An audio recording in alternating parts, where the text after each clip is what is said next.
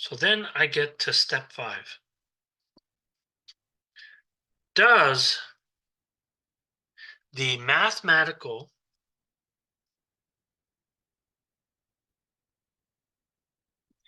field calculation match our initial and intuitive assessment? That's the question that we're asking.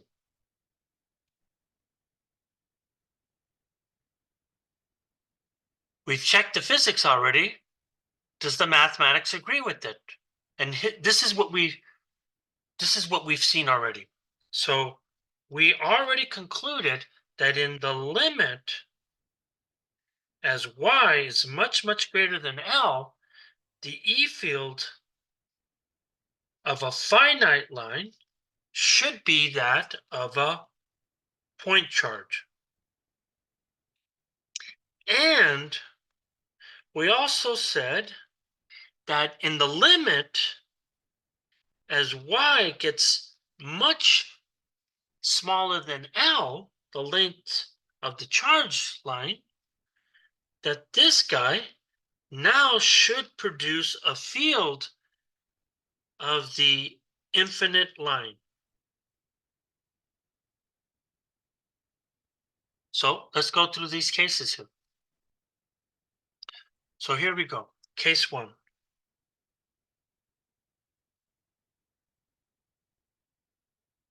As y gets much, much larger than L, does the field behave point charge, point like? So we've already done this already, right? In other words, we're asking, physics-wise, we said that if this is the case,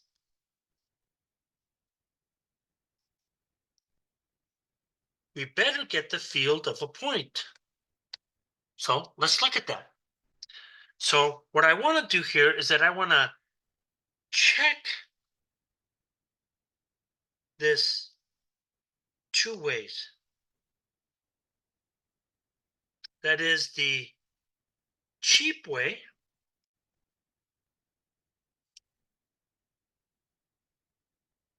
and the proper way. Of course, the proper way takes more energy. So here we go. So the first case that we want to look at is we want to say this is the cheap way. And remember what I said, this doesn't always work. So you got to be careful. So the cheap way is to do the following thing here, is that if I take the limit of y much, much greater than L, and if I look at the field of a finite line, what we should be seeing here is that all I'm doing here, remember, I have this guy right here, so I'm just going to put that stuff in. So I have a constant, which is 4 pi epsilon naught into lambda L, and the limit here is really about y much, much greater than L. So then I have this field that reads like this.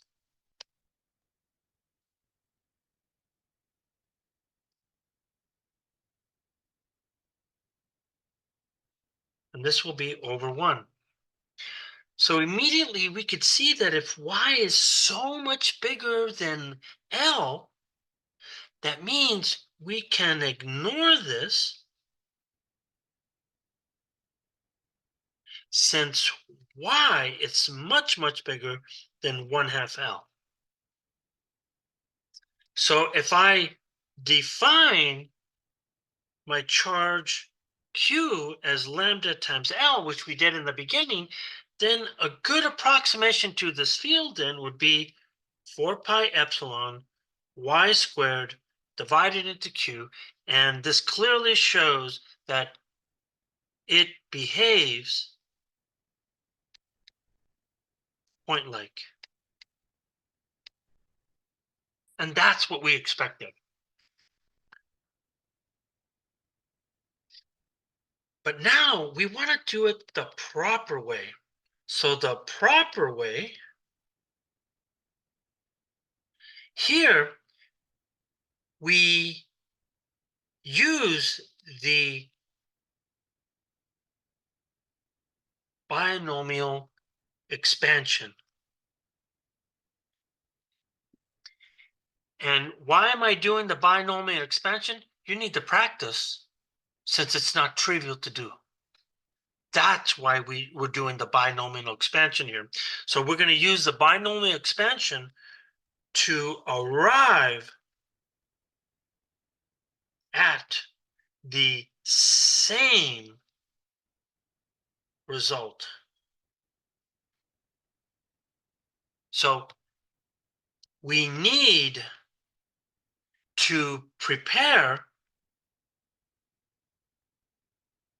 the E field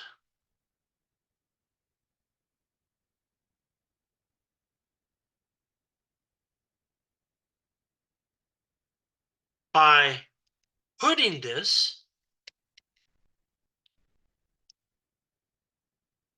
in proper form.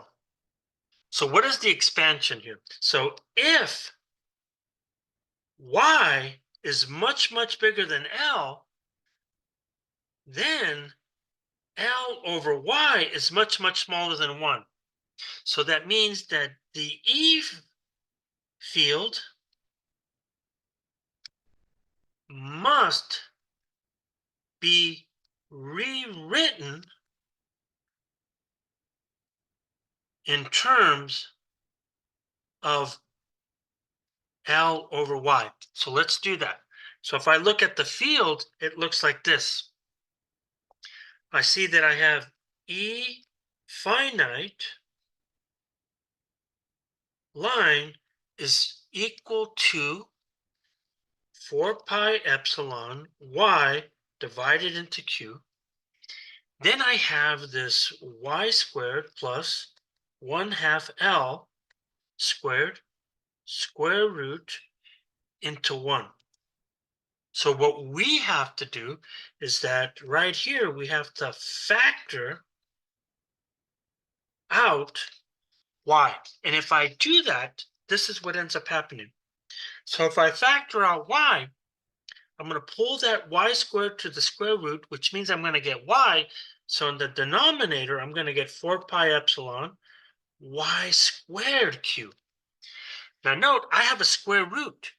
So this square root then reads 1 plus L over 2y squared to the minus 1/2. That's in proper form. Now we can apply the binomial expansion. So when I take this limit, I'm really saying that 1 plus x to the n can be approximated to 1 plus nx. Then I'm going to get these higher terms where x has to be much, much smaller than 1. So let's do that. So then I say that in the limit, as L over y is much, much smaller than 1 for the field of a finite line, we see here that this is then going to be 4 pi epsilon y squared q. So now the binomial expansion then says that this will be 1/2 L over 2y squared, and then I have all of these higher order terms. The fact is that this is really small compared to 1. Therefore, I can approximate this by the first order term here, which will then be 4 pi epsilon y squared divided by q. In other words, it behaves like a point charge. Now let's repeat the same process that we did for what happens if y gets really close. So I'm going to copy the image that we created before just for saving time here. So now we're looking at case 2. As y gets really close to the line charge, it looks infinitely long. And the reason why it looks infinitely long, of course, is because I can't see the endpoints. So this is what we drew beforehand. And so I'm going to just pop this in here. And we're going to say that this is what we're talking about. So this is what we expect here. In other words, the limit as y gets much smaller than L, then this finite line has to be equal to that of an infinite line field. Again, let's do this 2 ways. So once again,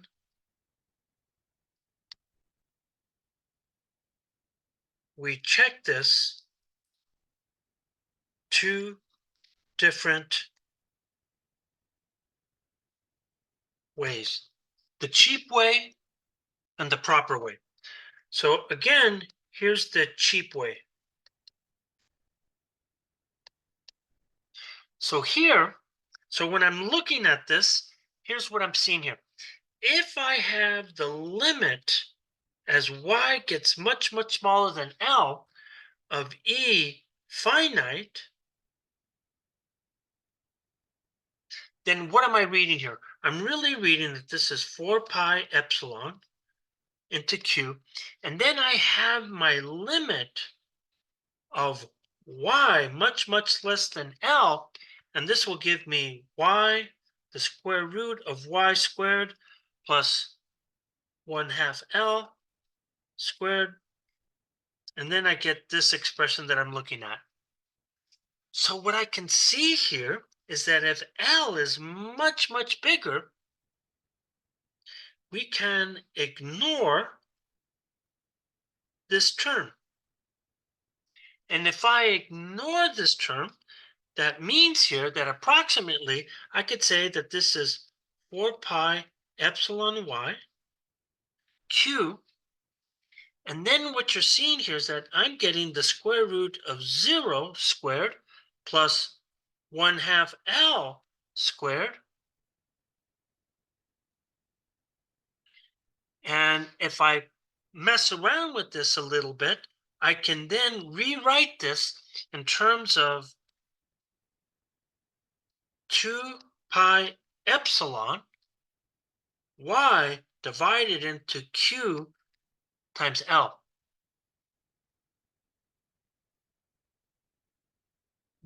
That field right there is the infinite field line. In other words, the field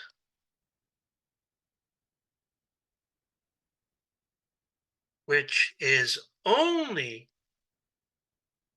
valid for y much, much smaller than L is the infinite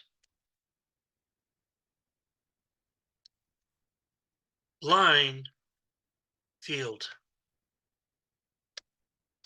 And it's typically written in this form that then reads that E infinite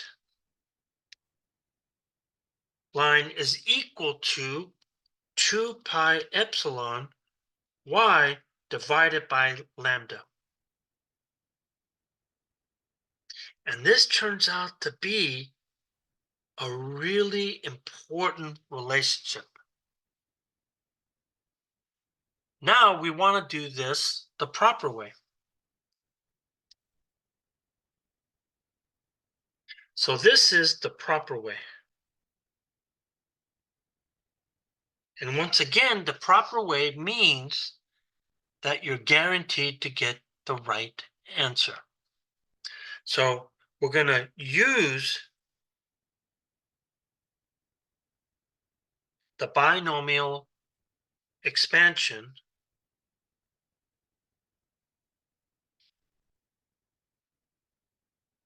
where y much less than L is really the same way as y over L being much, much less than 1. So then preparing the field, that means I have to write it in terms of that. So if I do that, then I'm going to say that E finite line, which we already have seen here that this is 4 pi epsilon y into q, and then we get the other part of the denominator, looks like this here. So what this tells me to do here is that I have to factor out this L term. So if I factor this L term out, it then looks like this. I'm going to get 4 pi epsilon y over q. Then I factor out this 1/2 L. And then I get this second expression that then reads 1 plus y over 2L squared to the minus 1/2. So now, applying the binomial expansion, we then see here that we're going to get something like this here. That in the limit as y over L is much, much smaller than 1 for E finite line, this is then going to equal 2 pi epsilon y over lambda. And then the expansion then reads 1 minus 1/2 of y over 2L squared. And then I have my higher order terms, but we see here is that this is much smaller and is ignored. So that tells me here is that this field then reads 2 pi epsilon y over lambda, which gives me the exact result. So to finish up this discussion here, we now know 3 fields. We now know 3 types of fields. As the observation point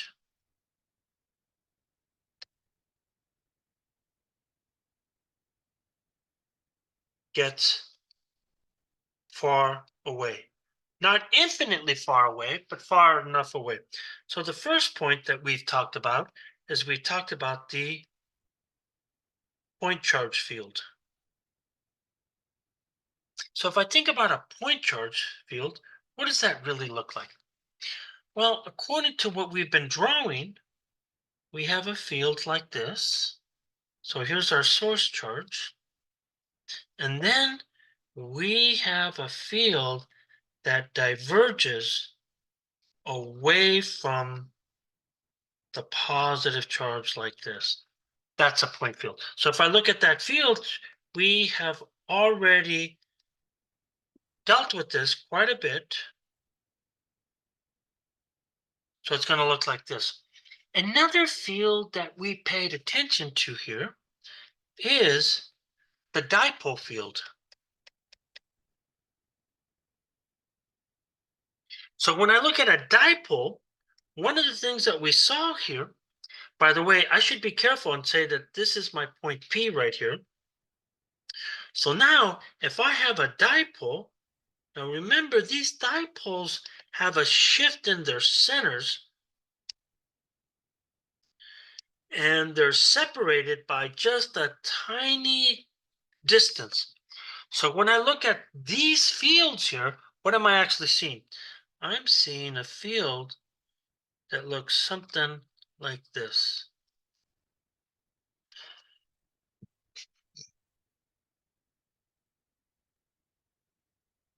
So if I start to look at this thing here,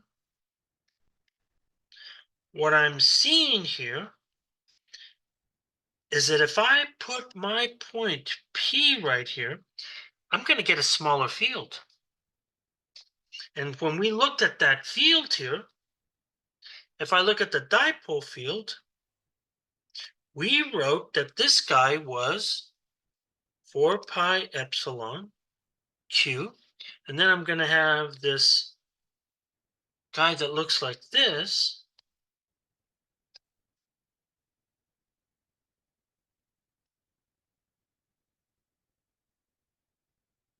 And if it gets really far away, we can write this as 4 pi epsilon r cubed of 2qd. Now, if I compare the point charge to the dipole field, you can clearly see that it's much smaller. And then the third field that we've now discussed here is the finite line charge. So if I come in with my finite line charge right here,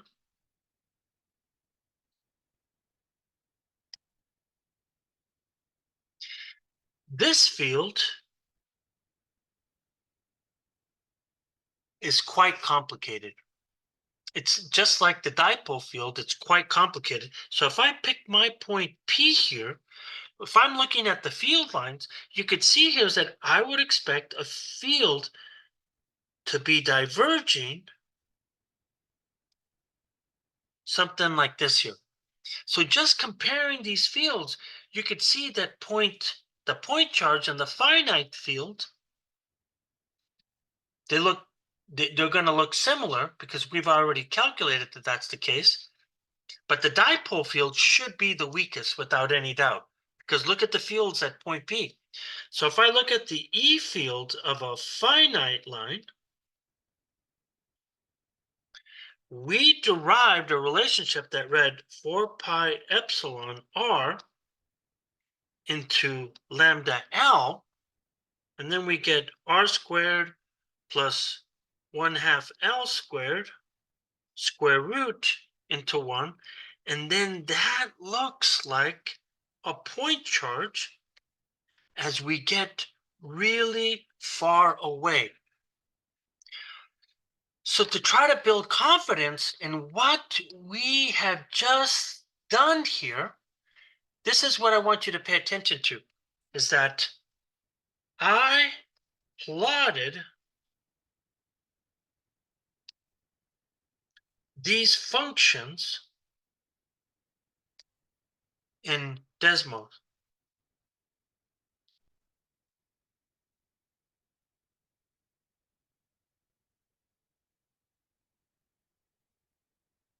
And it confirms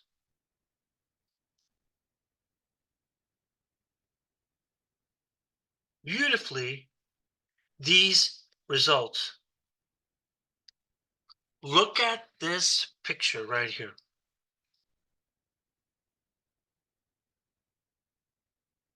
Look at this guy. So when you're looking at this guy, look what I'm seeing here. This guy is of a point charge field. This next one here is the finite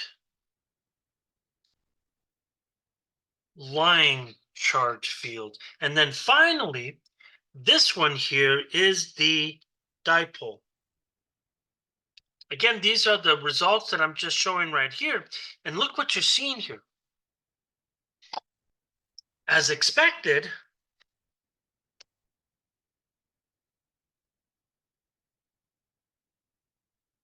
the dipole field dies off first. And that's not a surprise because that field at long distances goes as 1 over r cubed, while the other two behave as point charges at large distances. So that means that that field behaves as 1 over r squared.